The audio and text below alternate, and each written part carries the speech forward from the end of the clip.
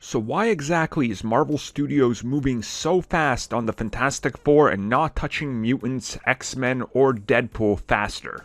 I honestly don't understand why people are even asking this question. Isn't it obvious?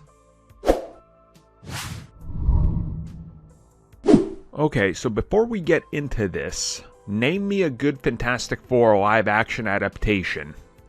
Go ahead. I'll wait. I can wait all day.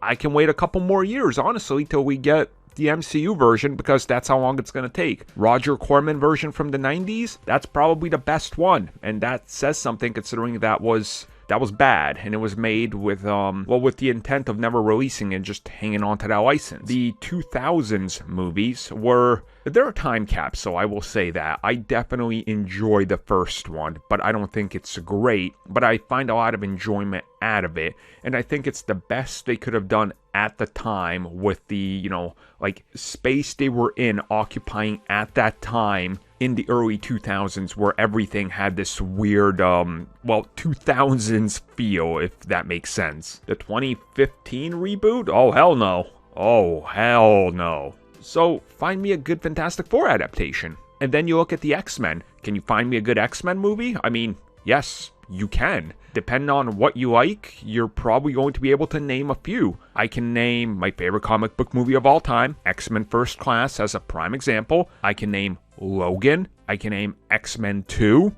I can name the first Deadpool movie at least. So they at least have a handful that are really great, but there isn't a single good Fantastic Four.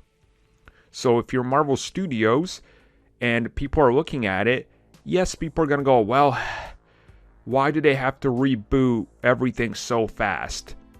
We've already had good ones.